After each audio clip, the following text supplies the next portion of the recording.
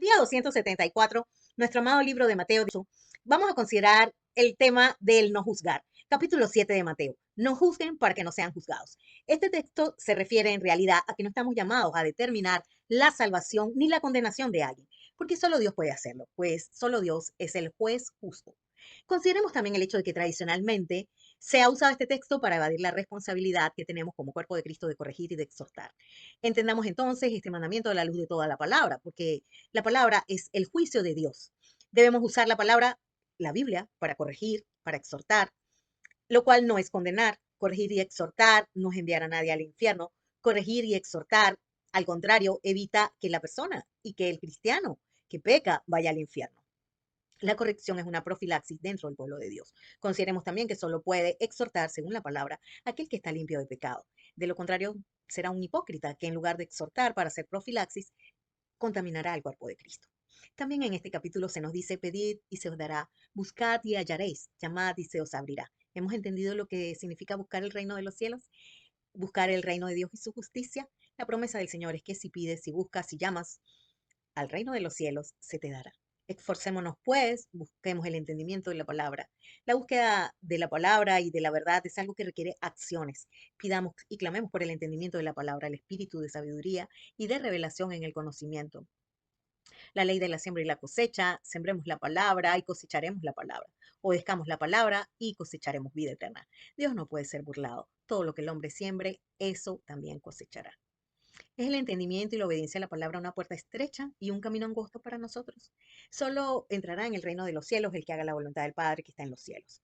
La obediencia a la palabra es la evidencia y el fruto de aquellos que vivan agradecidos por su gracia inmerecida. Guárdense de los falsos profetas, también nos enseña el Señor.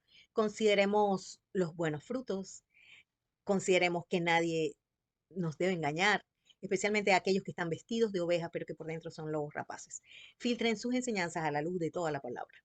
Esto es sensatez, oír la palabra, obedecer y edificar nuestra vida sobre la roca eterna. Eso es lo sensato. Mateo capítulo 8. La fe que nosotros necesitamos. Solamente di la palabra y mi criado sanará. La palabra del Señor nos salva, nos limpia, nos regenera, nos limpia de la lepra porque tiene la autoridad para sanarnos. Nos toca, la palabra del Señor reprende las enfermedades, nos levanta de nuestro lecho. Observemos que por la palabra del Señor se echan fuera los demonios y se sanan todos los enfermos. Llamados, nosotros estamos llamados a un reino inconmovible. ¿Por qué temen, hombres de poca fe? Entonces levantándose reprendió a los vientos y al mar y se hizo grande bonanza.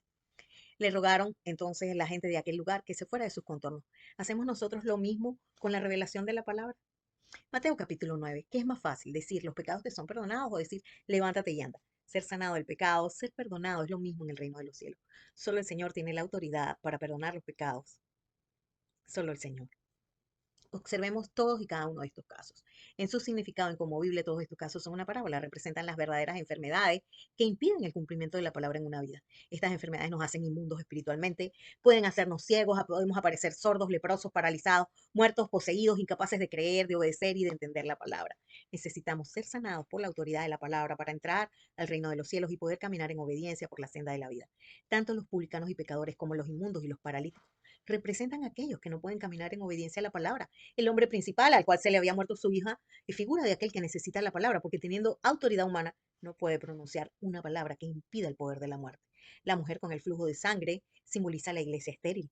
Los ciegos simbolizan a aquellos que no entienden la suma de la palabra y que por lo tanto no pueden ser salvos. Los mudos, los endemoniados, son los poseídos por Satanás, atados y encadenados a la muerte. Solo la palabra los puede liberar. Las multitudes representan a los que están desamparados, que están dispersos en sus pensamientos sin que la palabra los pastoree y divagan sin que nadie los guíe por el camino de la salvación.